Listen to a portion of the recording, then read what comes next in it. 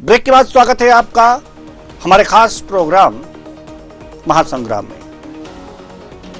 2024 लोकसभा चुनाव के छठे चरण का मतदान आज सुबह 7 बजे से शुरू है और लगातार न्यूज़ार आपको ताजा खबरों से, मतदान से जुड़ी हर खबरों से आपको अवगत करा रहा है। लगातार ब्रेकिंग पर नजर है, लगातार बड़ी खबरों पर नजर है, सीटों का विश्लेषण भी हो रहा है और अपने मेहमानों के साथ चर्चाएं भी हो रही हैं, संवाददाताओं से भी बात हो रही है और प्रतिशत पर भी कड़ी नजर है। चूंकि एक बड़ी खबर आ रही है नवजीत।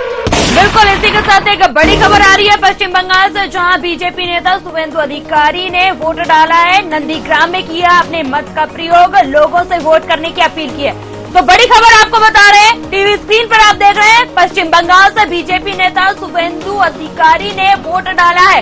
नंदीग्राम में किया अपने मत का प्रयोग, लोगों से भी मतदान करने की अपील की है।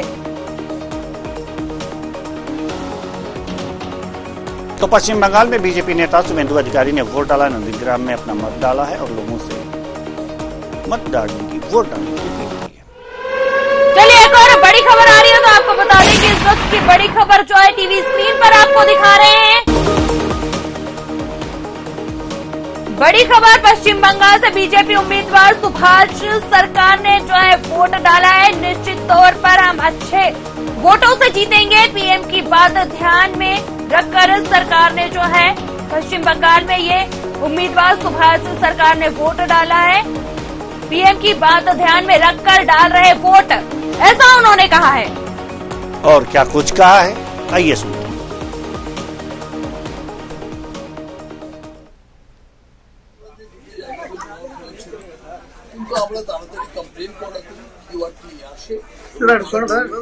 আপনি তো ধরছেন না, এখনো পর্যন্ত কিছু ধাক্কাধাক্কি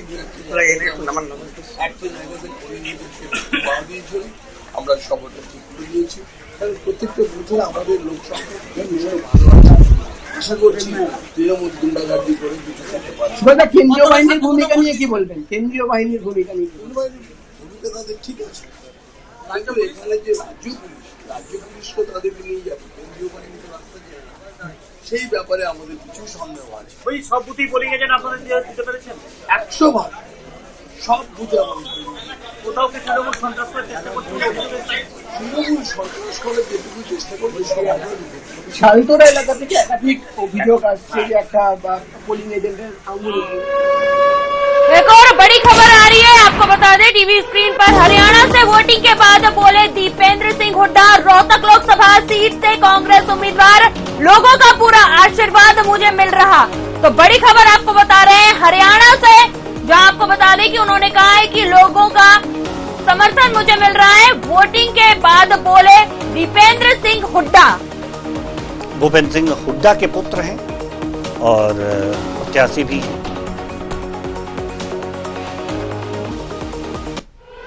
एक और बड़ी खबर आ रही है, तो आपको बता दें इस वक्त की बड़ी खबर टीवी स्क्रीन पर आपको दिखा रहे हैं, हरियाणा से पूर्व सीएम भूपेंद्र सिंह ने वोट डाला है। सांगी गांव में मतदान केंद्र पर पहुंचकर अपने मत का प्रयोग किया है। कांग्रेस के पक्ष में जो है उन्होंने कहा है कि लहर चल रही है। आइए सुनते हैं क्या कुछ कहा है भूपेंद्र सिंह हुड्डा। आप हम देख रहे हैं कांग्रेस के पक्ष में लहर चल रही है। आपको लगता है सर अग्निवीर का मुद्दा काफी अग्निवीर का मुद्दा, किसानों का मुद्दा यहाँ पर हरियाणा में आपको लगता है कि प्रभावशाली रहा? सारे ही मुद्दे हैं भाई, हम अपने उसमें इलेक्शन कैंपेन में सब बता चुके। अब कैंपेन जो बंद हो चुका है, आप हम देख रहे हैं कांग्रेस के पक्ष में लहर चल रही है। आपको लगता है सर अग्निवीर का मुद्दा काफी अग्निवीर का मुद्दा, किसानों का मुद्दा यहाँ पर हरियाणा में आपको लगता है कि प्रभावशाली रहा? सारे ही मुद्दे हैं भाई, हम अपने उसमें इलेक्शन कैंपेन में सब बता चुके। अब कैंपेन जो बंद हो चुका है, आप हम देख रहे हैं कांग्रेस के पक्ष में लहर। तो ये थे भूपेंद्र सिंह हुड्डा जो कि कह रहे थे कि कांग्रेस के पक्ष में लहर चल रही है। लहर किसके पक्ष में चल रही है 4 जून को पता चलेगा, लेकिन सभी पार्टियां आज तो कहेंगी ही कि लहर हमारे पक्ष में चल रही है।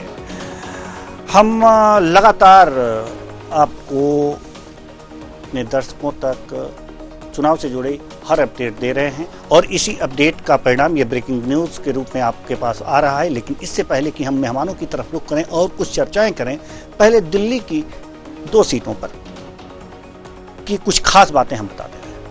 नवजीत। बिल्कुल, तो सबसे पहले चांदनी चौक लोकसभा सीट की बात करेंगे तो ग्राफिक्स के माध्यम से दिखा देते हैं कौन कौन है चुनावी मैदान में। प्रवीण खंडेलवाल वर्सेस जेपी अग्रवाल चुनावी मैदान में है। चलिए आपको बता दें कि बीजेपी से जो है प्रवीण खंडेलवाल, कांग्रेस से जेपी अग्रवाल है। अब एक बार कितने वोटर्स की ओर जो है नजर डाल लेते हैं कि कुल कितने वोटर्स है यहाँ पे। ग्राफिक्स के माध्यम से कुल वोटर्स की बात की जाए तो आपको बता दें कि 16,45,958 कुल यहाँ पर मतदाता है। पुरुष मतदाताओं की बात की जाए तो 8,83,760 और महिला 7,62,030 और थर्ड जेंडर 168 है। चलिए अब इसी के साथ जो है जनादेश की ओर भी बात कर लें, उसके बाद लोकसभा सीटों के अंदर कितनी विधानसभाएं आती हैं उसके बारे में चर्चा करेंगे। डॉक्टर हर्षवर्धन जीते थे, अब आपको बता दें बीजेपी से बीजेपी से बिल्कुल, और हारे थे जयप्रकाश अग्रवाल कांग्रेस से। चलिए इसी के साथ अब जो है इस लोकसभा सीट में कितनी विधानसभा है एक बार उस पर भी नजर डाल लेते हैं। तो ये लोकसभा में कितनी विधानसभा है? 10 विधानसभा। और देखिए आप सिर्फ बिल्कुल सिर्फ झाड़ू चला है, साफ कर दिया सभी पार्टियों को। चलिए अब इसी के साथ एक बार इतिहास की ओर भी नजर डाल लेते हैं और फिर उसके बाद पूर्वी दिल्ली लोकसभा सीट की बात करेंगे। तो इतिहास की अगर बात करें जाए तो 2009 में कपिल सिब्बल कांग्रेस से जीते थे। 2014 की अगर बात की जाए तो हर्षवर्धन बीजेपी से जीते थे और 2019 में अगर देखा जाए तो हर्षवर्धन बीजेपी से जीते थे। तो चलिए इससे पहले कि हम मेहमानों की तरफ रुख करें, मेहमानों से आपका परिचय करा देते हैं। इसके बाद से हम पूर्वी दिल्ली के बारे में भी थोड़ा सा डिटेल अपने दर्शकों को देंगे, लेकिन इससे पहले मेहमानों से हम परिचय करा दें। जो हमारे साथ मेहमान हैं उनसे हम आपका परिचय कराते हैं। प्रदीप भटनागर जी प्रवक्ता बीजेपी, अनिल सिंह चौहान जी प्रवक्ता कांग्रेस और अतुल शर्मा जी प्रवक्ता आप हमारे साथ स्टूडियो में मौजूद हैं। दिनेश सिंह जी राजनीतिक विश्लेषक हमारे साथ मौजूद हैं। सभी मेहमानों का बहुत बहुत स्वागत है हमारे इस कार्यक्रम में। चर्चा की शुरुआत करेंगे, उससे पहले आपको एक और लोकसभा सीट के बारे में जानकारी दे दे अपने दर्शकों को, पूर्वी दिल्ली की। जी जल्दी से लोकसभा की बात करें तो आपको बता देते चुनावी मैदान में कौन है। तो सबसे पहले ग्राफिक्स के माध्यम से आपको बताएंगे बीजेपी से हर्ष मल्होत्रा और आपसे कुलदीप कुमार। चलिए इसी के साथ अब जो कुल मतदाताओं की बात कर ली जाए तो आपको बता देते यहाँ पर कुल कितने मतदाता है, जिसमें से महिला और पुरुष कितने मतदाता है। ग्राफिक्स के माध्यम से बिल्कुल कुल मतदाता 21,20,584 है। इसमें से 11,51,211 पुरुष मतदाता है और 9,69,259 महिला मतदाता है और 104 थर्ड जेंडर है। चलिए इसी के साथ अब जो है जनादेश की ओर भी रुख कर लेते हैं। तो आपको बता दें कि यहाँ पर क्या कुछ जनादेश रहा 2019 में। गौतम गंभीर बीजेपी से क्रिकेटर हैं, अरविंद सिंह लवली कांग्रेस से यहाँ पर हारे थे। जल्दी से अब विधानसभाओं की बात करें, 10 विधानसभा। चलिए बिल्कुल इसी के साथ अब ग्राफिक्स के माध्यम से आपको विधानसभाओं के बारे में भी बता देते हैं। आप देख सकते हैं टीवी कुंडली, पड़पड़गंज, कृष्णा नगर और शाहदरा, जंगपुरा, ओखला, त्रिलोकपुरी। इसी के साथ 3 पर बीजेपी, लक्ष्मी नगर, विश्वास नगर और गांधीनगर पर बीजेपी और 7 पर आप। बिल्कुल चलिए इसी के साथ अब जो इतिहास पर भी एक नजर डाल लेते। तो यहाँ का इतिहास क्या कुछ 2009 की बात की जाए तो संदीप दीक्षित कांग्रेस से थे। 2014 की अगर बात कर ली जाए तो महेश गिरी बीजेपी से थे। 2019 में अगर देखा जाए तो गौतम गंभीर बीजेपी से जीते थे। जी देवेंद्र जी। बिल्कुल, अब जैसा कि अभी आप जानते हैं कि हमारे मेहमानों से पूरा परिचय आपका हो गया है, तो हम मेहमानों की तरफ रुख करेंगे। और जो यहाँ जो 2 सीटें हैं, एक चांदनी चौक और पूर्वी दिल्ली, इसकी बात अगर जो हम करें तो चांदनी चौक में आपने देखा कि सभी पर आपका कब्जा था। बिल्कुल, लेकिन अगर जो देखा जाए लोकसभा चुनाव बीजेपी जीती थी। इसलिए प्रदीप भटनागर जी हम आपके पास आते हैं। विधानसभा में आप और लोकसभा में बीजेपी, तो इस बार क्या उम्मीद लगाएं हम आपसे? उम्मीद जो पहले जनता ने थी जो अभी भी वही है, और 7 सीटें ये भारतीय जनता पार्टी के पास आ रही हैं। और अपनी ये मजबूत सीटें हैं दोनों बार से, तीसरी बार फिर दिल्ली की जनता को पता है किसको काम करना है, किसको नहीं करना है। बहुत समझदार है। दिल्ली दिल वालों की है। दिल्ली भारत की राजधानी है और दिल्ली वालों को पता है कि हमारा भला बुरा कौन समझता है। चांदनी चौक वालों को भला बुरा समझना चाहिए ना। चांदनी चौक, अगर जो लोकसभा की बात हो रही है तो चांदनी चौक वालों को भला बुरा समझना चाहिए कि कौन भला है कौन बुरा है। खैर ठीक है, चांदनी चौक की भी उसी में चांदनी चौक की अगर आप बात कर रहे हैं, चांदनी चौक जो है आज से नहीं, डॉक्टर हर्षवर्धन भी जीते, उससे पहले हमारे ताराचंद खांडेलवाल थे। बहुत बड़ी सीट है और लंबे टाइम से चांदनी चौक भारतीय जनता पार्टी के पास रही, जिसमें एक बार जेपी अग्रवाल भी जीते इसमें कांग्रेस के। मगर हर बार जो ये भाजपा की सीट रही है जब से लोकसभा बनी है, ऐसा नहीं है। तो ये चीज समझनी पड़ेगी हम अपने मुद्दे क्या लेके गए और क्या लेके जाए। चलिए ठीक है। जो दिल्ली को इंग्लैंड बनाना चाहते थे या सिंगापुर बनाना चाहते थे, उनको जवाब देना पड़ेगा इस बार कि हमने क्या बनाया क्या नहीं बनाया। और जिस विधानसभा लोकसभा की बात कर रहे हैं, आपको पता है कि चांदनी चौक, सदर बाजार, त्रिनगर, ये वो एरिया है जो पूरे देश के अंदर, पूरे विश्व के अंदर एक्सपोर्ट इंपोर्ट का काम करता है। चलिए ठीक है। मगर दिल्ली सरकार ने दिया क्या? ठीक है ठीक है। हम अनिल सिंह चौहान जी के पास आना चाहेंगे। बहुत अच्छी बात है कि कम शब्दों में अपनी बात खत्म कर रहे हैं हमारे मेहमान, बहुत अच्छा लगा। अनिल सिंह जी, कांग्रेस अगर जो विधानसभाओं की बात करें तो इस सीट पर आम आदमी पार्टी है। आम आदमी पार्टी, आम आदमी पार्टी, आम आदमी पार्टी, आम आदमी पार्टी, ये दिख भी रहा है हमारे टीवी स्क्रीन पर, आपके सिवाय और कोई नहीं। कांग्रेस तो आम आदमी पार्टी और कांग्रेस का गठबंधन है, तो क्या सारे जो समझते हैं कि जो विधानसभा में जिस तरह से वोट पड़े सीधा सीधा आपके पक्ष में, आम आदमी पार्टी के पक्ष में, वो कन्वर्ट होकर के कांग्रेस में चले आएंगे और बीजेपी को मात दे देंगे? देखिए देवेंद्र जी, निश्चित रूप से इस बार बहुत बड़ा चुनाव है ये। और जो 2014 और 19 दो बार जनता ने भारतीय जनता पार्टी को जनमत दिया, मौका दिया, और उसके बाद उन्होंने देखा कि किस तरह से सिर्फ आरोप प्रत्यारोप लगाते रहे, कभी नेहरू पर, कभी अंग्रेजों पर, कभी किसी पर, कभी हिंदू मुसलमान करते रहे, चाहे बुलेट ट्रेन की बात हो, चाहे अच्छे दिनों की बात हो, चाहे रोजगार की। भाजपा सरकार फैल रही है। और चांदनी चौक सीट हो, चाहे पूर्वी दिल्ली हो या दिल्ली की दूसरी सीटें हो, देखिए दिल्ली की जनता बहुत जागरूक है। वो समझ रही है कि बुलेट ट्रेन तो दूर की बात है, मेट्रो शीला जी की देन थी, और आज जो स्थिति है उसमें सामान्य ट्रेनें, चाहे वो संपर्क क्रांति हो चाहे दूसरी ट्रेनें हो, कोई भी सामान्य स्थिति में नहीं चल रही है। लाख भर से ऊपर ट्रेनें दिल्ली को जोड़ने वाली स्थगित हो गई पिछले 6 महीनों में। अगर पूरा आंकड़ा उठा के देखिए दिल्ली से आप, तो 3 से 4 लाख ट्रेनें निरस्त कर दी गई। तो और अगर यात्री भाड़े की बात कर लें आप, तो कहां है, महंगाई कहां है। तो इन सब स्थितियों को देखते हुए, चाहे चुनी हुई सरकार के मुख्यमंत्री को जेल भेजने की बात हो, चाहे दिल्ली की सरकार के अधिकार कम करने की बात हो, और निश्चित रूप से आपने वहां काम किया है, उसके लिए उसको अप्रिशिएट करना चाहिए। हम आपसे नहीं है, कांग्रेस से हैं, लेकिन जो चीज जिसने की है, निश्चित रूप से केजरीवाल जी ने आम जनता को, गरीबों को सुविधाएं देने का काम किया है, तो वो किया है, उसको स्वीकार करना चाहिए। पर भारतीय जनता पार्टी क्या करती है कि अगर अच्छे प्रोजेक्ट, अच्छी स्कीम्स कोई गवर्नमेंट लेके आती है, उसका अनुसरण करिए, आप देश भर में लागू करिए। जैसे छत्तीसगढ़ में बहुत सारी स्कीम्स आई थी, आपने बंद कर दिया। दिल्ली में बहुत सारी स्कीम्स है, तो आप उस चुनी हुई सरकार के अधिकार कम करने का काम करते हैं, ये नहीं कि उन चीजों को देश में लागू करने का काम करें। तो दिल्ली की जनता इसको बखूबी समझती है कि ये लोकतंत्र विरोधी है भारतीय जनता पार्टी, और सिर्फ चुने हुए जनमत का अपमान करती है, जनमत की सरकार का अपमान करती है, उसको विखंडित करने का प्रयास करती है, उसको दमन करने का प्रयास करती है। तो इस बार आप देखिएगा दिल्ली की जनता 100% भाजपा के विरुद्ध वोटिंग कर रही है। ये चुनाव भाजपा विरुद्ध। एक सवाल और हम आपसे पूछेंगे, ये दिल्ली में जो गठबंधन हुआ है, ये इसलिए इस तरह की आवाज कांग्रेस की तरफ से आ रही है, हमारे अनिल सिंह चौहान जी बोल रहे हैं, या फिर कोई और बात है? अगर जो इस तरह से दिल्ली में गठबंधन है और इस तरह से दिल्ली के लिए बातें बोली जा रही हैं, तो पंजाब में क्या है, वहां क्यों नहीं हो पाया?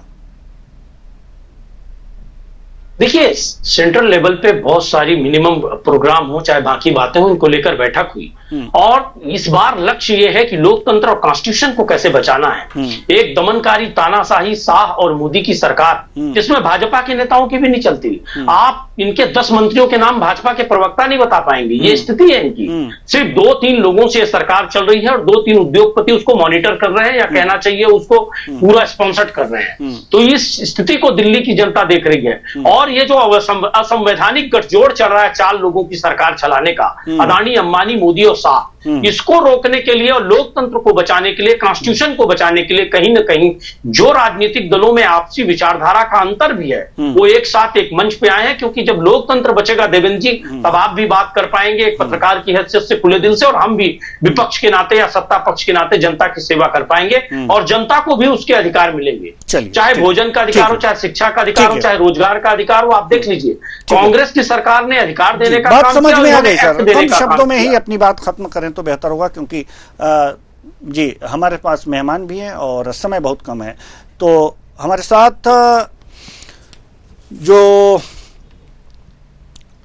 आम आदमी पार्टी से अतुल शर्मा जी स्टूडियो में मौजूद हैं। अतुल शर्मा जी, जब लगातार चांदनी चौक सीट पर विधानसभाओं में सिर्फ आप दिख ही रहे थे, तो आखिर कौन सी मजबूरी थी कि यह सीट जो है लोकसभा की सीट कांग्रेस के खाते में डाल दी? देखिए, आज बात इंडिया गठबंधन की होनी चाहिए। अभी व्यक्तिगत स्वार्थ या पार्टी नहीं, इंडी गठबंधन की होनी चाहिए कि इंडिया गठबंधन की होनी चाहिए? इंडिया गठबंधन, वही भारत भारतीय सब एक है। वो तो कहने की बातें हैं, ये कभी बोल देते हैं कि इंडिया भारत नहीं है, भारत इंडिया नहीं है। तो इंडिया गठबंधन की ही बात होगी।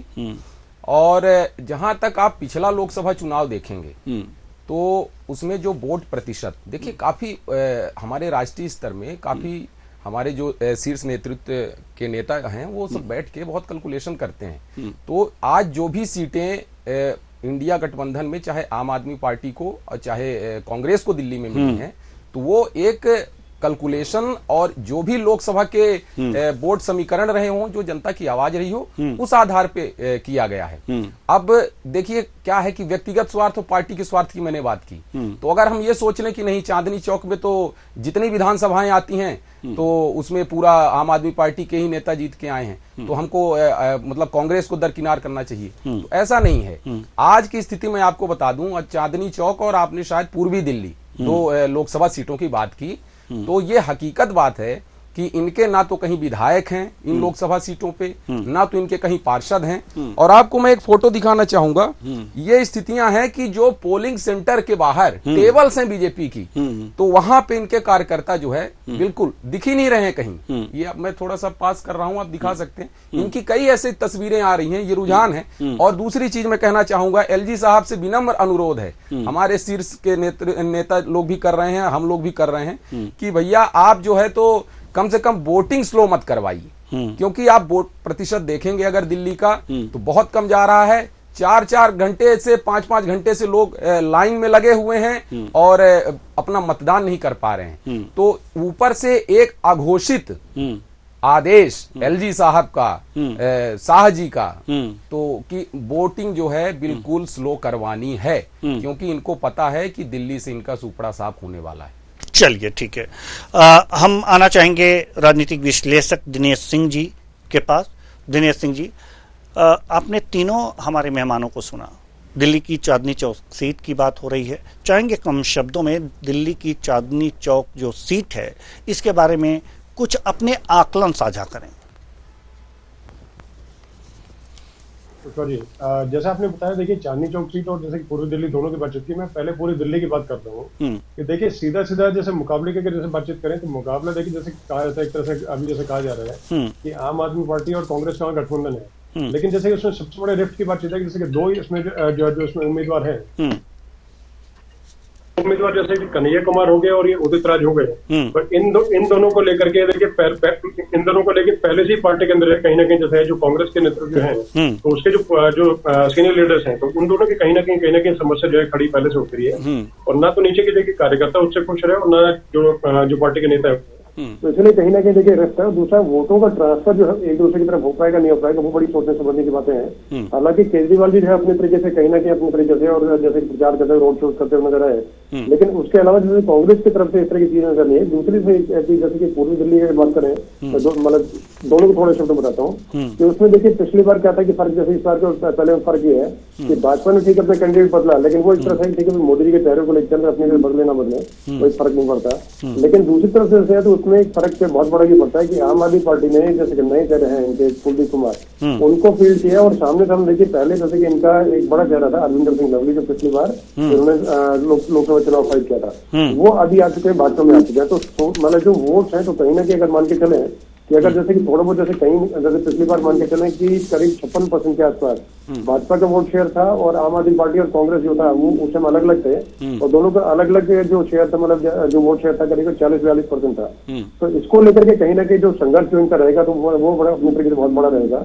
और दूसरा जो चांदनी चौक सीट की बात करें प्रवीण खंडेलवाल हो गए और ऐसे जेपी अग्रवाल, दोनों बड़े नेता हैं। जेपी अग्रवाल जो है वो बहुत मतलब बड़ा कद है उनका, अपने तरीके से काफी कमांड करते हैं, वैसे समाज में उनका काफी बड़ा रुतबा है। लेकिन साथ में चीज देखिए जैसे कि वहां पर आम आदमी पार्टी की जैसे कि आपने जर्नलिस्ट ने दिखाया कि सारी जो सीट है करीब करीब आम आदमी पार्टी की है वहां पर ऐसे जो विधानसभा की है, तो वो जो है देखिए नीचे जैसे कि अपना ऊपर के जो नेता हैं उनके बीच में कहीं ना कहीं विरोध जैसे कि मतलब जो आपस में गठबंधन था, तालमेल जो था मतलब उसको लोकसभा के लिए बनाया गया, तो उसमें नीचे के वोटर्स मान के चले और ऊपर के जो लोग बोले तो वैचारिक मतभेद के नाते कहीं ना कहीं एक्सेप्टेबिलिटी उसकी कितनी हो पाएगी नहीं हो पाएगी वो तो देखने की बातें रहेंगी। लेकिन कहीं ना कहीं जो नेता है आपस में उनके बीच में इनफाइट जो है वो समस्या खड़ी करेगी, तो उससे दूर कैसे मतलब हो पाएंगे, उससे कैसे पार पा पाएंगे। तो आम आदमी पार्टी के प्रवक्ता यहाँ बैठे तो आप उनसे भी ये प्रश्न ले लें कि साथ में भी हम मतलब सभी जानना चाहते हैं कि आपस में देखिए आप जैसे कि मतलब पंजाब के अंदर स्थिति ऐसी होती है और दिल्ली के अंदर भी आपस में कहीं ना कहीं रिस्पेक्ट में रहता है। तो देखिए मैं तो ये समझता हूँ कि जहां तक आपस में जो फाइट है सिविल कुशवादी दिल्ली के अंदर, ये कांग्रेस कहीं पिक्चर में बहुत लंबा चौड़ा इसमें नहीं है, आम आदमी पार्टी वर्सेस भाजपा एक तरह से है। और उसमें स्वाति मालीवाल का जो फैक्टर है वो कहीं ना कहीं देखिए मतलब चाहे थोड़े रूप में सी बहुत बड़ा है तो उसका नहीं बन पाया, लेकिन एक तरह से छोटा कहीं नहीं है। दूसरे दूसरी अभी आम आदमी पार्टी के मतलब जो कार्यकर्ता जो प्रवक्ता बोल रहे थे कि एलजी साहब ने वोटिंग स्लो करवा दी, तो आपके देखिए कार्यकर्ता वहां पर है, सब लोग हैं वहां पर और इलेक्शन कमीशन अपने आप में स्वायत्त संस्था है। तो अगर आपको लगता है तो इलेक्शन कमीशन का जो ऐप है उसमें आप कंप्लेंट कर सकते हैं, अन्य चीजों को कंप्लेन की जा चुकी है, आपके कार्यकर्ता दुनिया भर वहां पर है। तो इस तरह की चीजें मुझे लगता नहीं कि इस तरह की चीजें उठानी चाहिए, क्योंकि ये वोटिंग स्लो का और उन सब क्यों का उनसे लेने का लंबा चौड़ा नहीं था। कोई भी किसी तरह की पार्टी चाहे सत्ता में हो चाहे सत्ता के विरोध में कहीं कुछ हो, लेकिन इस तरह की चीजें कहीं ना कहीं मुझे नहीं लगता कि इस तरह की चीजें कहीं ना कहीं मतलब नीचे जमीन पे काबिज हो पाती है और नीचे जमीन पे कुछ आधार कुछ होता है। जी बिल्कुल बिल्कुल, हम आएंगे आपके पास और भी तमाम बातों पर चर्चा होगी, लेकिन इससे पहले हम चाहेंगे नवजीत को इस बीच तो आपको बता दें कि उत्तर प्रदेश से जहां डीएम नवनीत सिंह चहल की अपील अपने मताधिकार का प्रयोग करें, लोकतंत्र के इस महापर्व को सफल बनाएं, तो बड़ी खबर बता रहे हैं आपको उत्तर प्रदेश से जहां डीएम नवनीत सिंह चहल की अपील, उन्होंने जनता से अपील की है अपने मताधिकार का प्रयोग करें, ऐसा कहा है उन्होंने। क्या कुछ कहा है ये सुनते हैं। अभी मैंने अपने मताधिकार का प्रयोग किया है। सभी जनपद वासियों से, जनपद प्रयागराज के वोटर से मेरी अपील है कि हम आइए आज के दिन अपने घरों से बाहर निकलें, अधिक से अधिक संख्या में अपने मताधिकार का प्रयोग करें और लोकतंत्र के इस महापर्व को सफल बनाएं। वोट देना हम सभी लोगों का कर्तव्य है और आइए आज के दिन, आज 25 मई को जिस दिन यहाँ पर वोटिंग हमारे जनपद में की जा रही है, हम सभी लोग मिलजुल कर अधिक से अधिक वोटिंग करें और अपने मताधिकार का प्रयोग करें। धन्यवाद। अभी मैंने अपने मताधिकार का प्रयोग किया है। सभी जनपद वासियों से, जनपद प्रयागराज के वोटर से मेरी अपील है कि हम आइए और अपने मताधिकार का प्रयोग करने के बाद इन्होंने लोगों से अपील की है कि अपने मताधिकार का प्रयोग करें। चलिए एक और बड़ी खबर आ रही है इस बीच आपको टीवी स्क्रीन पर दिखा रहे दिल्ली से, जहां सीडीएस जनरल अनिल चौहान ने वोट डाला है, पत्नी अनुपमा चौहान के साथ मतदान किया है, दिल्ली के एक मतदान केंद्र पर पहुंचकर मतदान किया है। तो बड़ी खबर आपको बता रहे हैं दिल्ली से, जहां सीडीएस जनरल अनिल चौहान ने मतदान किया है, अपनी पत्नी के साथ मतदान केंद्र पर पहुंचे और अपने मताधिकार का प्रयोग किया है उन्होंने।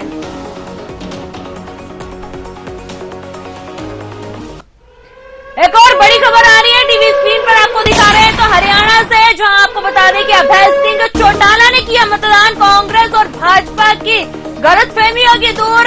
INLD पार्टी के प्रति जो है लोगों का बड़ा उत्साह नजर आ रहा है, ऐसा उन्होंने कहा है। तो बड़ी खबर आपको बता रहे हैं, कहा पार्टी के प्रति लोगों में उत्साह है, लोगों में उत्साह नजर आ रहा है। तो ये तो थी कुछ बड़ी खबरें जिससे हम अपने दर्शकों को अपडेट कर रहे थे। अब रुख करेंगे दिल्ली की उत्तर पश्चिम लोकसभा सीट की, और इसका जिक्र करेंगे जल्दी से। नवजीत को हम अपने दर्शकों को बताइए ग्राफिक्स के माध्यम से क्या स्थिति है। जी बिल्कुल। अगर उत्तर पश्चिम लोकसभा सीट की बात की जाए तो मुकाबला बता देते हैं योगेंद्र चंदोलिया बीजेपी से, कांग्रेस से उदित राज। अब इसी के साथ कुल कितने वोटर्स हैं ये भी जान लेते हैं ग्राफिक्स के माध्यम से। फिर जनादेश की ओर रुख करेंगे तो कुल वोटर्स की बात की जाए तो 25,67,423, जिसमें से 13,83,711 पुरुष मतदाता है, 11,83,450 यहाँ पर महिला मतदाता है और 265 यहाँ पर थर्ड जेंडर है। इसी के साथ जनादेश की ओर रुख करेंगे तो आपको बता देते कि 2019 का जनादेश क्या रहा था। तो आपको बता दें कि हंस राज हंस बीजेपी से जीते थे और गुगन सिंह रंगा आप पार्टी से जो है हारे थे। चलिए इसी के साथ इस लोकसभा सीट में कितनी विधानसभाएं आती है उस पर चर्चा कर लेते हैं। इस लोकसभा सीट की अगर बात कर ली जाए तो इसमें 10 विधानसभाएं आती हैं। नरेला, बादली, रिठाला, बवाना, मुंडका, किराड़ी, सुल्तानपुर, माजरा, नांगलोई, जाट, मंगोलपुरी पर इतनी सीटों पर जो है आप और रोहिणी में सिर्फ बीजेपी, यानी कि 9 में आप और 1 पर बीजेपी। चलिए इसी के साथ अब जो है इतिहास की ओर भी नजर डाल लेते हैं कि यहाँ का इतिहास क्या है। 2009 की बात की जाए तो कृष्णा तीरथ कांग्रेस से जीते थे, उसके बाद 2014 में उदित राज बीजेपी से, 2019 की बात कर ली जाए तो हंस राज हंस बीजेपी से। लेकिन एक बड़ा फेरबदल हो गया है। बिल्कुल फेरबदल ये देखा जा सकता है कि कांग्रेस से उदित राज और 2014 में बीजेपी से उदित राज, बीजेपी से इस वक्त जो हैं जो चुनाव मैदान में हैं उत्तर पश्चिम दिल्ली से वो हैं योगेंद्र चंदोलिया। बिल्कुल। तो अब हम अपने मेहमानों की तरफ रुख करेंगे। हमारे साथ जो मेहमान हैं प्रदीप भटनागर जी। इस बार उदित राज सामने है बीजेपी के, 2014 में बीजेपी से ही जीते थे। अब बताइए योगेंद्र चंदोलिया और उदित राज यानी भूतपूर्व बीजेपी और वर्तमान बीजेपी में यहां टक्कर मान लें क्या? देखिए उदित राज जी की अगर बात करते हैं, उदित राज जी वो लोटे हैं, वो कहीं भी घूम सकते हैं कि अगर उन्होंने पार्टी ने टिकट नहीं दी तो दूसरी पार्टी से कांग्रेस चले गए। और वही उदित राज हैं जिनको अपमानित करके बहन जी ने बाहर निकाल दिया था, मगर भारतीय जनता पार्टी ने मान सम्मान दिया और लोकसभा का मेंबर ऑफ पार्लियामेंट बनाया। ठीक है, पार्टी के सिस्टम है, चेंज करना था उन्हें कर दिया। और चंदोलिया जी जो है एक निगम पार्षद है, पूर्व मेयर रह चुके, कार्यकर्ता को टिकट मिली है। खुशी की बात तो ये है कि आज इस बार कार्यकर्ता को टिकट मिली है। ऐसे तो वर्मा जी, विष्णु वर्मा थे, उनको भी अब क्या नाम जो हमारे उनको टिकट चेंज कर दी। देखिए समस्या ये है कि आज हमने इस दिल्ली के अंदर एक कार्यकर्ता को टिकट दी है और एक सामान्य कार्यकर्ता को टिकट दी है। अभी साथी मेरे एक फोटो दिखा रहे थे, एक टेबल खाली पड़ी है। तो टेबल खाली का मतलब क्या होता है, थोड़ा सा ये बता दीजिए जरा। धूप में कोई हट नहीं सकता, पहली चीज। दूसरी चीज ये समस्या तो ये कि सोचिए होगा क्या आपका। आपको 2019 में 13%, सुन लीजिए, टेबल के ऊपर छतरी भी थी। आपके बीच में नहीं बोला, मैं फिर से फोटो दिखाऊं, मैं आपके बीच में नहीं बोला। हाँ कोई बात नहीं, कोई बात नहीं, कोई परेशानी नहीं है। देखिए जो भारत सरकार ने या BLO जो निर्वाचन आयोग ने सब, कोई बात नहीं, मैं तो कहूँ हो ही ना, कोई दिक्कत नहीं है। मगर BLO ने जो पर्चियां बांट रखी है ना, उनके माध्यम से वोट पड़ रहा है। आप ये सोचिए कि आपने जो 22% वोट 2019 में लिया था वो कांग्रेस का छीना था, आपने भाजपा का नहीं छीना था। और आपको 13% मिला था 2014 के अंदर। तो आपने जो खत्म करा है ना, कांग्रेस जो खत्म करा लोकसभा में और विधानसभा में। ये तो कांग्रेस को चिंता करनी है कि क्या करना है। कांग्रेस में भी बता दीजिए। एक मिनट सर, एक एमसीडी मैं में लोकसभा की बात चल रही है, एमसीडी की बात कर रहे हैं। आपने किसी को खत्म नहीं करा, आपने एमसीडी में झूठ बोल के आया। आपकी सरकार थी ना अभी इस बात। सर मैं किसी के बीच में नहीं बोलता। चलिए भैया आप बोल लो, मैं चुप बैठ जाता हूँ। मैं आपको ठीक, अतुल क्योंकि आपके तो वैसे भी जेल में, आज आपको भी जाना है बेचारों को, आप सबको जेल जाना है आपको भ्रष्टाचार में, तो ज्यादा बोल के दूसरे की आवाज दबाने की कोशिश करेंगे आप। जनता पूछती है कि बताइए ना, स्वाति मालीवाल महिला है, उसके साथ आपने न्याय क्यों नहीं करा? भाई आपने शीश महल बना, उसके बारे में क्यों नहीं बताया? दिल्ली की जनता पूछती है, किस अधिकार से वोट मांगेंगे? कांग्रेस को बताना चाहिए कि जो भारत तेरे टुकड़े होंगे उसको तुमने टिकट दिया है, क्यों दिया है भाई? और कैंडिडेट नहीं मिला।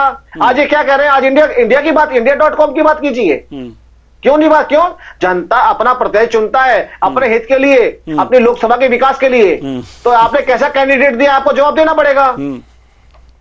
बिल्कुल, वही जवाब कौन देगा? आप ही तो दोगे ना। ठीक है भटनागर जी, कन्हैया कुमार को आपने टिकट दिया। पूछ लेते हैं बस थोड़ा सा जी जल्दी से अपनी बात खत्म कीजिए। उदित माफ कीजिएगा। समस्या ये है कि आप जो है ना छलने के ना, चाहे तो बोले छलने सबसे ज्यादा बोले। अपने भ्रष्टाचार पे कोई नहीं बोलता, अपनी समस्या पे कोई नहीं बोलता। आज कांग्रेस कहावत है ना सर, कहावत सीट की बात नहीं, कहावत है ना। एक सेकंड जी अभी आपने जायसवाल जी, अभी आपने एक बहुत अच्छी बात पकड़ी कि चांदनी चौक लोकसभा की बात करी आपने। जेपी अग्रवाल जी क्यों दे दीजिए? आप तो सारे विधायक आपके ही हैं, तो जो आप जवाब देना चाहिए ना। आप लोकसभा में आप जीतते नहीं ना वहां से, आपके आंकड़े नहीं थे। आप आज India.com की बात कर रहे हो, तो पंजाब में कहां चली गई? पश्चिम बंगाल में कहां चली गई? ये थोड़ी ना कि आप बैठ के जो मर्जी बोल जाएंगे, चले जाएंगे बोल के। आपको जवाब देना पड़ेगा हर बात का कि पंजाब में आपका गठबंधन क्यों नहीं हुआ, आपने कन्हैया कुमार जैसे को टिकट क्यों दी। आपको जवाब देना पड़ेगा। चांदनी चौक में आपके सारे विधायक होने के बावजूद भी आम आदमी पार्टी चुनाव वहां से क्यों नहीं लड़ रही है? आप भाग नहीं सकते दोनों की दोनों, जवाब देना पड़ेगा आपको। चलिए, ये नगर निगम पे भाग रहे, कभी कहीं भाग रहे, कभी कहीं भाग रहे, मुद्दों पे बात नहीं करते। चलिए ठीक है, खाली टेबल दिखा रहे हैं जी। बिल्कुल आ रहे हैं अतुल शर्मा जी, हम आपके पास आ रहे हैं, लेकिन उससे पहले अनिल सिंह चौहान जी के पास आना चाहेंगे। अनिल सिंह चौहान जी, जैसा कि अभी प्रदीप भटनागर जी कह रहे थे, उदित राज जी बिन पेंदी के लोटे हैं, बसपा से बीजेपी में और बीजेपी से कांग्रेस में। कितना विश्वास करके आपने टिकट दिया है? देखिए देवेंद्र जी, ये जो बिना पेंदी के लोटे की बात भाजपा करती है तो इनकी कहावत इन्हीं पे लागू होती है। जो 350 से ज्यादा विधायक खरीद फरोख्त करके और भया दोहन करके भाजपा में ज्वाइन कराए हैं, जिन्होंने लोकसभा के कितने सारे उम्मीदवारों को खरीद फरोख्त करके या भया दोहन करके नाम वापस कराया, अपनी पार्टी में शामिल कराया, टिकट दिया, जिन्होंने बड़े बड़े अशोक चौहान जैसे नेता को इनके नेता मोदी जी ने कहा कि वो विधवाओं का पैसा खाया है और उसको राज्यसभा का टिकट दिया और बोले कि ऐसे लोगों को राजनीति में जगह नहीं होनी चाहिए।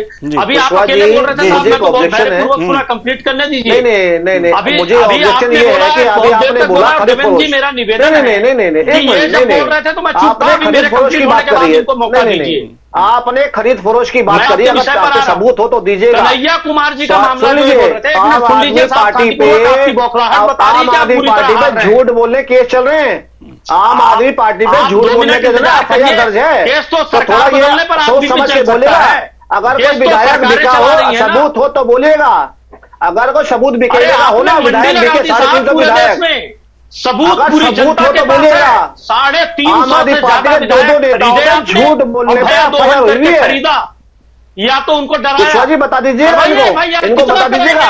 आम आदमी पार्टी पे FIR हुई है झूठ बोलने पे, तो पूरे देश बात कीजिएगा। झूठ हवा में नहीं, खेल खेला हवा में नहीं, क्योंकि लोकतंत्र में आपकी आस्था नहीं बची है। करवा दीजिए FIR। बहुत राहुल गांधी कैसे बन गए मेंबर ऑफ पार्लियामेंट?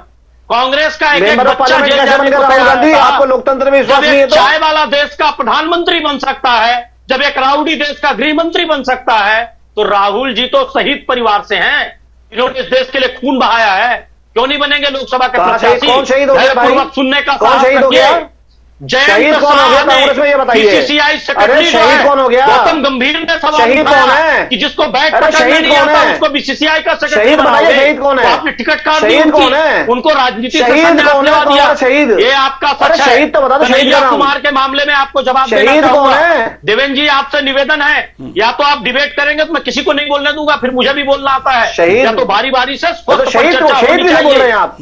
शहीद किसे बोल रहे हैं? शहीद इंदिरा जी, राजीव जी, इनके परिवार से कितने कौन लोग से? शहीद हुए? कहां बॉर्डर पे लड़ाई लड़ने गई थी? नाथूराम गोडसे के कहां बॉर्डर पे लड़ाई लड़ने गए थे? अरे चाइना बॉर्डर पे पाकिस्तान बॉर्डर पे शहीद हुए। चलिए ठीक है। प्रदीप भटनागर जी,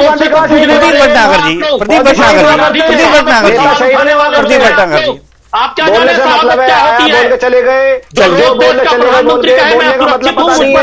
शहीद हो गए, शहीद हो गए, शहीद हो गए, पुलवामा के शहीद हो शहीदों के गए। नाम पर शहीद वोट क्या होता मांगे, है? वो क्या बात करेगा अच्छा, शहादत पर? कन्हैया कुमार पे कुछ शहादत को आप क्या जानो साहब, और राष्ट्रवादी का आप क्या जानो? शहीद सलमान और शहीद शर्मा को तो राष्ट्रवाद शहीद के नाम कैसे पर होते हैं? वोट मांगने वाले लोग जो और जनता आप पर जैसे एक सबूत मांगते हैं, दिग्विजय सिंह जैसे सबूत मांगते हैं, के नाम पर जनमत दिग्विजय के सिंह आधार पर जैसे चुनी गुंडा गई कहते हैं, सरकारों फौज को जेल में गली का गुंडा डालने का काम करते गली का हैं, गुंडा जो खुले कहते मंचों पर हैं, FIR की बात फौजियों करते को गली का हैं, गुंडा तो क्या कहते हैं।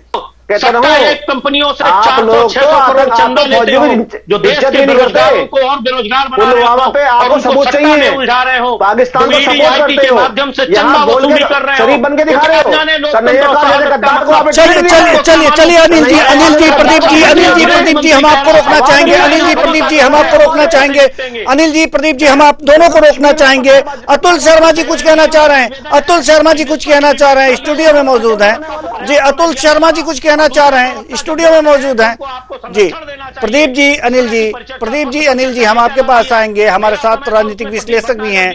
प्रदीप जी, अनिल जी, प्रदीप जी, अनिल जी, आप लोग तो मुस्कुरा करके डिबेट करने वाले लोग हैं। इनके कुछ जी। मोदी मीडिया ने कन्हैया कुमार को दोषी दिखा दिया तो चलिए। माननीय न्यायालय ने कहा किस तरह के नारे नहीं लगे हैं, ये इनका सत्ताधारी गोदी दल का मीडिया, षड्यंत्र है। शिवाजी गोदी तो जिस मीडिया। तरह के चलिए, इनकी कोई बात गोदी नहीं। मीडिया निश्चित रूप से आपने मीडिया को भी प्रभावित किया, कुछ घरानों को खरीदने का मौका चलिए, दिया, ठीक है, आपने ठीक- इंडस्ट्रीज को कुछ ठीक घरानों है, को खरीदने का ठीक मौका है, दिया, ठीक है। आपने देश को प्रभावित करने जी। का मौका दिया, अनिल ईस्ट जी- इंडिया कंपनी की तरह अदानी अंबानी को आप अनिल जी आज बहुत आक्रामक दिख रहे हैं। अनिल आप जी, क्या जाने लोकतंत्र के मायने क्या अनिल जी आज बहुत आक्रामक दिख रहे हैं। आप थोड़ा सा मुस्कुरा दीजिए। देवेंद्र जी, जब मैं इनके हर आरोप प्रत्यारोप को सुन रहा था, जी। मैंने बीच में नहीं बोला, जी, जी। तो जब ये झूठे आरोप लगाते रहे, इन्होंने न्यायालय का कन्हैया अपमान किया। कुमार ने कन्हैया कोर्ट कुमार के में मामले में न्यायालय ने कहा, कन्हैया प्रथम कुमार दृष्टया ने लगता। कोर्ट में ठीक जो है, ना अनिल जी, अनिल जी, अनिल जी, अनिल जी, आज हमारे आज छठवां चरण है, आज छठवां चरण है और लग रहा है कि हमारे मेहमान बिल्कुल भी अपने जोश में हैं जी। देश के साथ बिल्कुल। हमेशा आपने षड्यंत्र थोड़ा सा किया है, थोड़ा पढ़ देश पढ़ की के आया जनता को करो। धोखा दिया है, देखिए, हिंदू मुसलमान आम आदमी पार्टी का हक मत मारिए आप लोग जी। आम आदमी पार्टी का हक मत मारिए फिर आपको जी। पता चलेगा जी। कि आपकी हैसियत कहाँ है जनता के जी। बीच। अनिल चौहान जी, मुद्दों आप पे चुनाव गठबंधन में लड़ते हैं हैं, कहाँ है अच्छे जी। दिन बुरे अनिल दिन? चौहान जी, आप गठबंधन में हैं और नहीं, अनिल चौहान, प्रदीप भटनागर जी, नहीं, प्रदीप भटनागर जी, प्रदीप भटनागर जी, प्रदीप भटनागर जी, कब तक फूट प्रदीप भटनागर जी, अनिल चौहान जी, अनिल जी, प्रदीप भटनागर जी, आप सत्ता में हैं, आप किसी और का समय पर हक पर डांका मत डालिए।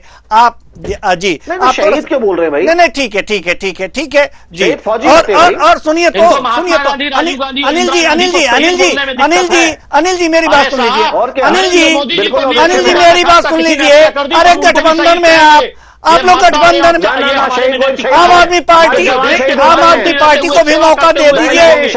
अरे आम आदमी पार्टी भी कुछ कहना चाहिए। नहीं, आम आदमी पार्टी भी कुछ कहना चाह रही है। आप लोग तो चाहते ही हो। नहीं, ऐसे नहीं होगा, ऐसे नहीं होगा, ऐसे नहीं होगा। आम आदमी पार्टी का हक दोनों पार्टियां मिलकर मार रही हैं जी। शर्मा जी, अब देख लीजिए कैसे गठबंधन किया है आपने जी। अब देख लीजिए, गठबंधन तो सही हुआ है, लेकिन प्रदीप जी को मुझे वो फोटो नहीं दिखानी थी। मामला खराब हुआ उस तस्वीर से। मैंने एक फोटो दिखा दी, एक सच्ची फोटो, सच्चाई फोटो, पूरे दिल्ली की लगभग जितनी भी और राष्ट्रवादिता का मतलब क्या है? देखिए प्रदीप जी, अरे हमें और सीट भी बतानी है दर्शकों को। प्रदीप भटनागर जी, अनिल चौहान जी, आज तो लग रहा है कि देखिए इनके पास मुद्दे नहीं रहते हैं, फिर पहुंच गए इतिहास में। वर्तमान की बात नहीं करेंगे, भूतकाल में पहुंच जाते हैं। जी अतुल शर्मा जी, आप भूतकाल की बातें करने लगते हैं। चलिए मतलब आप लोग दोनों ठीक, क्या जानेंगे शहादत क्या है, राष्ट्रभक्ति क्या है? माफीनामा लिखते हैं आप अंग्रेजों से, आप क्या जाने क्या होता है राष्ट्र के नाम पर संघर्ष और शहादत? उसकी परिभाषा अलग से बैठिएगा, आपको बताएंगे। माफीनामा सावरकर का जो लिखा था वो आपके पूजनीय है। नाथूराम गोडसे जिसने गांधी को शहीद किया। चलिए अनिल जी चलिए, आप दोनों लोगों ने आम आदमी पार्टी का हकमार दिया है जी, और ठीक है, हम अपने राजनीतिक विश्लेषक दिनेश सिंह जी के पास जाना चाहेंगे। हम अपने राजनीतिक विश्लेषक दिनेश सिंह जी के पास जाना चाहेंगे। माफ कीजिएगा। बड़ी खबर आ रही है इस बीच, इस वक्त की बड़ी खबर दिल्ली से, जहां आपको बता दें देश के 8 राज्यों में मतदान सुबह 7 बजे से जारी। 8 राज्यों की 58 सीटों पर मतदान हो रहा है। 1 बजे तक कुल 39.13% मतदान हो चुका है सुबह 7 बजे से। बिहार में 36.48, हरियाणा में 36.48, जम्मू कश्मीर में 35.22, झारखंड में 42.45% अभी तक सुबह 7 बजे से लेकर अभी तक मतदान हुआ। झारखंड में 42.45, दिल्ली में 34.37, ओडिशा में 35.69, यूपी में 37.23% मतदान हुआ है। तो बड़ी खबर आपको बता रहे हैं, जहां अभी तक 1 बजे तक के हम आपको बता रहे हैं 39.13% सुबह 7 बजे से लेकर 1 बजे तक मतदान हुआ है। नवजीत से कहेंगे कि ये एक और दिल्ली की पश्चिमी दिल्ली सीट की भी जानकारी अपने दर्शकों को दे दें, उसके बाद फिर मेहमानों के पास चलेंगे, क्योंकि मेहमान आज बहुत आक्रामक हमारे दिख रहे हैं। तो बिल्कुल, इसी के साथ बात कर ली जाए यहाँ पर, तो आपको बता दें कि किस किस के बीच में मुकाबला है। बीजेपी से कमलजीत हैं और वहीं पे शहरावत, बिल्कुल, और आप आम आदमी पार्टी से महाबल मिश्रा। बिल्कुल, चलिए अब एक नजर जो है कुल मतदाताओं पर डाल लेते हैं, तो यहाँ पर कुल कितने मतदाता ये भी बता देते ग्राफिक्स के माध्यम से। 25,87,977 यहाँ पर कुल मतदाता है। वहीं पुरुष मतदाताओं की बात की जाए तो 13,70,398, महिला मतदाता 12,17,448 है, और थर्ड जेंडर 131 है। जी, आगे की बिल्कुल, वहीं पे अगर बात कर ली जाए तो जनादेश की और एक बार रुक करेंगे, उसके बाद लोकसभा सीटों के बारे में बताएंगे। तो आपको परवेश साहिब सिंह वर्मा बीजेपी से जीते थे, महाबल मिश्रा कांग्रेस से हारे थे। और महाबल मिश्रा पुनः इस समय कांग्रेस से चुनाव मैदान में है। बिल्कुल, वहीं अब लोकसभा सीटों की बात कर ले, उसके बाद इतिहास पर भी नजर डालेंगे। तो लोकसभा सीट में विधानसभाओं की क्या स्थिति है ये भी हम देख लेते हैं। बिल्कुल, मादीपुर, राजौरी गार्डन, हरिनगर, तिलक नगर, जनकपुरी, विकासपुरी, उत्तम नगर, द्वारका, मटियाला, नजफगढ़, यानी कि पूरी की 10 विधानसभाओं पर आम आदमी पार्टी, यानी आम आदमी पार्टी ने पूरा झाड़ू फेरा है दोनों पार्टियों पर। बिल्कुल, चलिए इसी के विधानसभाओं में, लेकिन लोकसभाओं में बीजेपी जीतती आ रही है। लोकसभा में बीजेपी जीतती आ रही है, तो इसका राज क्या है हम जरूर पूछेंगे अतुल शर्मा जी से, लेकिन इससे पहले थोड़ा सा इतिहास के बारे में जानकारी आप दे दीजिए, उसके बाद से पूछते हैं। बिल्कुल, अब एक नजर इतिहास की ओर डाल लेते हैं। तो 2009 में महाबल मिश्रा कांग्रेस से जीते थे। 2014 की बात की जाए तो परवेश वर्मा बीजेपी से जीते थे, और 2019 की बात की जाए तो परवेश वर्मा बीजेपी से जीते थे। 14 से लेकर 19 तक परवेश वर्मा ने जो है अपनी जीत दर्ज की थी यहाँ पे। लेकिन अब कमलजीत शहरावत। बिल्कुल, तो लगातार एक चीज हमने देखा है अतुल शर्मा जी, ये चीजें सामने आ रही हैं कि विधानसभा चुनाव में तो पूरा झाड़ू से साफ कर दिए सभी पार्टियों को, कई विधानसभाओं में। मतलब इस लोकसभा सीट के अंतर्गत जो 10 विधानसभाएं आ रही हैं उसमें पूरा झाड़ू लगा दिया, न बीजेपी न कांग्रेस, साफ कर दिया। लोकसभा चुनाव में क्या हो जाता है? देखिए, इस बार का चुनाव बहुत महत्वपूर्ण है, और आप देखेंगे कि लोकसभा में एक अच्छा खासा वोट प्रतिशत आम आदमी पार्टी को मिला 2019 में, तो वो वोट बैंक इसलिए लोगों ने नहीं वोट दिया कि हमारी सरकार केंद्र में बनेगी। 7 सीटें हम लड़े थे 2019 में, तो लोग हमको इसलिए नहीं वोट दिए कि हमारी केंद्र में सरकार बनेगी। उनका भरोसा और वो चाहते हैं कि हम बढ़ें। आप लोकसभा चुनाव के बाद देखेंगे समीकरण इतने बदले। दिल्ली में हम फिर से प्रचंड तरीके से जीत के आए, पंजाब में हमारी सरकार बनी, गुजरात में 14% वोट शेयर लेकर हम आए, गोवा में हमारे विधायक हैं, हमारे कई प्रदेशों में मेयर हैं, काउंसलर हैं, तो सरपंच हैं, सब कुछ हैं। तो आज स्थिति ये है कि आम आदमी पार्टी अब 2019 वाली आम आदमी पार्टी नहीं रह गई है। ग्राफिकली आप देखेंगे तो सरपंच के चुनाव से लेके, निकाय के चुनाव से लेके और लोकसभा तक हमारा ग्रोथ हुआ है। तो इस बार का चुनाव जो है, केजरीवाल जी हमारे राष्ट्रीय संयोजक 10 दिन पहले से और आज चुनाव के 1 दिन पहले तक जनता को यह समझाने का काम किए हैं कि आपने जो वोट प्रतिशत हमको लोकसभा चुनाव में किया था, लेकिन उस वोट प्रतिशत को इस बार उन्होंने समझाया है कि इंडिया गठबंधन की सरकार किस तरह से बनेगी केंद्र में, और दिल्ली की पुलिस भी सुधरेगी। एक बात मैं और कहना चाहूंगा, चाहे पार्टी हो, चाहे व्यापार हो, चाहे कहीं की आप बात करिए, काम करने वालों का प्रमोशन होता है और जो नहीं करते हैं उनका डिमोशन होता है। बीजेपी आज बीजेपी के प्रवक्ता महोदय इतनी बड़ी बड़ी बातें कर रहे हैं, इतने बड़े न्यूज चैनल पे बैठ के झूठ बोल रहे हैं। कन्हैया कुमार की भी इन्होंने बात की, मैं उस पे आऊंगा, लेकिन आप ये देखिए कि टुकड़े टुकड़े गैंग, इस शब्द का प्रयोग सुप्रीम कोर्ट तक बोल चुका है कि ना किसी वीडियो में और ना किसी ऑडियो में, और यहां बैठ के इतने बड़े न्यूज चैनल में झूठ बोल रहे हैं, कह रहे हैं कि वो टुकड़े टुकड़े वाले। मनोज तिवारी जी इनके सांसद हैं, रह चुके हैं, अब इस बार भी चुनावी मैदान में हैं, वो भी टुकड़े टुकड़े। अरे तो आप कुछ काम की तो बात करिए, आपने काम क्या किया है? आपके वोट मांगने का आधार भूतकाल की बातें, आप आगे भविष्य की बात करने लगे हैं कि अब की बार 400 पार, अब की बार 400 पार। कैसा परसेप्शन आप जनता में बना रहे हैं? पब्लिक भी परेशान, ये क्या हो रहा है 400 पार? अरे आप 2 करोड़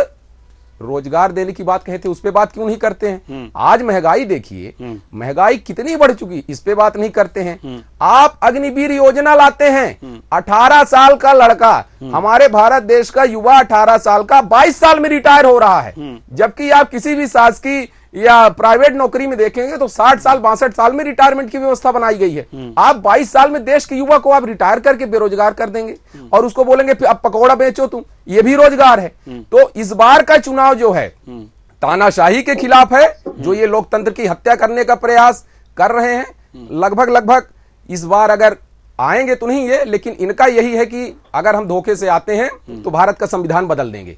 तो इस बार का चुनाव संविधान बचाने के लिए तानाशाही के खिलाफ, महंगाई के खिलाफ, अग्निवीर योजना के खिलाफ, और जो 700 ये कृषि कानून, काला कृषि कानून लाकर 700 किसानों की इन्होंने हत्या की है, उसके खिलाफ इस बार का चुनाव है और इंडिया गठबंधन की सरकार बनने जा रही है। अतुल शर्मा जी, चुनाव आयोग ने अग्निवीर पर बात करने से मनाही की है सभी पार्टियों को, चुनाव आयोग ने। तो इसका अगर जो हमारे मेहमान अगर जो विशेष ध्यान रखें तो बेहतर होगा। सेना से जुड़ी हुई बात है, अगर जो चुनाव आयोग ने कुछ इंस्ट्रक्शन दे दिए हैं तो कम से कम टीवी चैनल पे तो इसे फॉलो किया जा सकता है। चलिए हम आना चाहेंगे अपने राजनीतिक विश्लेषक विश्वा जी, 1 मिनट, केवल 1 मिनट चाहिए मुझे, केवल 1 मिनट। जी केवल 1 मिनट। जी, आम आदमी पार्टी के जो लोगों ने बोला सच बोला, हमें कोई दिक्कत नहीं है। तो ये आप थोड़ा बता दीजिए कि कांग्रेस को 13% वोट मिला, भारतीय जनता पार्टी को 56% वोट मिला, और आपने सही कहा वाकई में 2 करोड़ बेरोजगारी की आपने जो बात करी, मैं समर्थन करता हूं आपकी बात का। मगर आप ये बताइए, अब तक आपने स्कूलों के टीचर पक्के क्यों नहीं करे? डीटीसी और ड्राइवरों को जो वादा करके आए थे, आपने उनकी वादे क्यों नहीं पूरे करे? आपने उन्हें नौकरी क्यों नहीं पक्की करी आपने? अभी आप यहाँ बैठ के चुनाव आयोग को ना बोल के आप एलजी साहब को टारगेट कर रहे थे। आपको पता है, थोड़ा सा ज्ञान लेके आइए साहब, नेता है आप। ये जब निर्वाचन आयोग, जब चुनाव चलते तो निर्वाचन आयोग पे अधिकार होते हैं और अधिकार उन पे पूर्ण होते हैं 100% के, किसी की नहीं चलती उनके आगे। तो थोड़ा सा आप लोग जो गवर्नर साहब को बार बार टारगेट करते हो ना, तो सच्चाई पे आया करो। आपने ये एक बार नहीं बोला कि 2 तारीख को भाई कि मेरे मुख्यमंत्री जेल चले जाएंगे, क्यों जेल चले जाएंगे, जमानत क्यों नहीं, उस पर बताना चाहिए आपको। आपने पूछा मनोज तिवारी ने क्या नहीं करा, अरे सिग्नेचर ब्रिज बनाने में आपको 13 साल लग गए, और 7 साल कांग्रेस को लग गए बनाने में, 17 साल में तैयार हुआ। आप उस रोड पे जाइए तो सही, आप वजीराबाद में कि क्या कर रहा मनोज तिवारी, पता लग जाएगा आपको। जो एक पुस्ता हुआ करता था, गरीब आदमी साइकिल से अब जो काम नौकरी पे जाता था उसको 3 गुना बड़ा करने का, जो आप जाइए पता लगेगा क्या विकास किया। चलिए ठीक है, यही बात है साहब, मुद्दे की बात। जी ठीक है अतुल शर्मा जी, हम आपके पास आएंगे, लेकिन ऐसी क्या जरूरत पड़ गई आप लोगों को कि 7 आपके लोकसभा सांसदों में से 6 का आपने पत्ता ही काट दिया। इतना अच्छा काम किए थे वो कि 6 लोकसभा सांसद आपके टिकट विहीन हैं, नए चेहरे उस पे हैं। और एक चेहरे की मैं और बात बता दूं, आप बार बार एलजी साहब और ईडी की बात करते हैं ना, मैं करूंगा बात। एलजी साहब बीजेपी प्रोजेक्टेड हैं, वो इलेक्टेड नहीं हैं, वो सेलेक्टेड हैं और वो काम कर रहे हैं मोदी जी के लिए और शाह जी के लिए। मैं इस चैनल के माध्यम से बोलना चाहता हूं। और सुनिए, ज्ञान की बात क्या नहीं है, हम राशन घर घर पहुंचाने के लिए दिल्ली में बात किए, एलजी साहब ने वहां पे कट लगा दिया। आप क्या बात कर रहे हैं, वो बीजेपी के एजेंट है, मैं बोल रहा हूं। अच्छा, अब दूसरी बात मैं करता हूं, बांसुरी स्वराज जी की बात करता हूं, ध्यान से सुनिएगा प्रवक्ता महोदय जी, ध्यान से सुनिएगा। बांसुरी स्वराज जी को इस बार टिकट दी है बीजेपी ने। अब सुनिए, बांसुरी स्वराज जी वही बांसुरी स्वराज जी हैं, उन्होंने वकालत भी करके रखी है, आपको जानकारी नहीं होगी बता दूं। तो वो क्या है, ईडी के तरफ से पैरवी करती हैं आम आदमी पार्टी के खिलाफ। ये है बांसुरी स्वराज जी का, उनको टिकट इसी भी हाथ पे दिया गया है। संजय सिंह जी की जमानत होने वाली थी, बांसुरी स्वराज जी कोर्ट में ईडी का पक्ष रख रही थी कि संजय सिंह को जमानत नहीं मिलनी चाहिए।